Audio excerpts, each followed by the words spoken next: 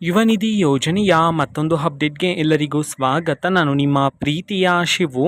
ಇವತ್ತಿನ ಒಂದು ವಿಡಿಯೋದಲ್ಲಿ ಯುವ ನಿಧಿ ಯೋಜನೆಯ ಏಪ್ರಿಲ್ ತಿಂಗಳ ಹಣಕ್ಕೆ ಸಂಬಂಧಪಟ್ಟಂತೆ ಒಂದು ಮಹತ್ವದ ಮಾಹಿತಿ ಬಂದಿದೆ. ಅದರ ಬಗ್ಗೆ ನಾವು ಈ ವಿಡಿಯೋದಲ್ಲಿ ಇನ್ಫಾರ್ಮೇಷನನ್ನು ತಿಳ್ಕೊತಾ ಹೋಗೋಣ.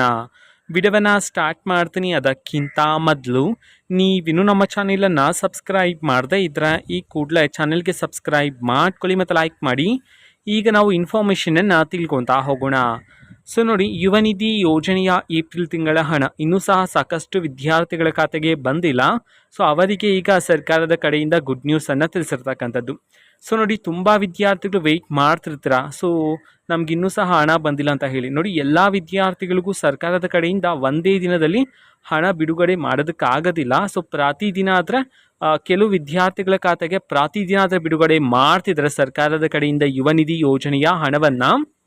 ಸೊ ಅದೇ ರೀತಿ ಇವತ್ತು ಅಂತಂದರೆ ದಿನಾಂಕ 23/6/2025 ಇವತ್ತು ಸಹ ಯುವ ನಿಧಿ ಯೋಜನೆಯ ಏಪ್ರಿಲ್ ತಿಂಗಳ ಹಣವನ್ನು ಕರ್ನಾಟಕದಲ್ಲಿರ್ತಕ್ಕಂಥ ವಿದ್ಯಾರ್ಥಿಗಳಲ್ಲಿ ಕೆಲವರ ವಿದ್ಯಾರ್ಥಿಗಳ ಖಾತೆಗಾದರೆ ಇವತ್ತು ಯುವ ನಿಧಿ ಯೋಜನೆಯ ಏಪ್ರಿಲ್ ತಿಂಗಳ ಹಣವನ್ನು ಬಿಡುಗಡೆ ಮಾಡಲಾಗಿದೆ ಅಂತ ಹೇಳಿ ಈಗ ಇನ್ಫಾರ್ಮೇಷನನ್ನು ತಿಳಿಸಿರ್ತಕ್ಕಂಥದ್ದು.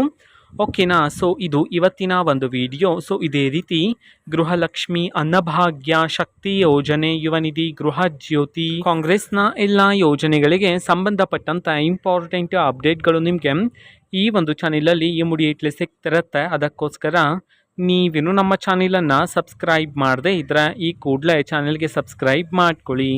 ಸಬ್ಸ್ಕ್ರೈಬ್ ಮಾಡೋದ್ರ ಮುಖಾಂತರ ನಾನು ಯಾವುದೇ ವಿಡಿಯೋ ಹಾಕಿದ ತಕ್ಷಣ ನಿಮಗೆ ನೋಟಿಫಿಕೇಷನ್ ಸಿಗುತ್ತೆ. ಅದರ ಮುಖಾಂತರ ನೀವು ಬೇಗನೆ ವಿಡಿಯೋವನ್ನು ನೋಡ್ಬೋದಾಗಿರುತ್ತೆ ಮತ್ತು ಆ ವಿಡಿಯೋದಲ್ಲಿರುವ ಇನ್ಫಾರ್ಮೇಷನನ್ನು ನೀವು ತಿಳ್ಕೊಬೋದಾಗಿರುತ್ತೆ.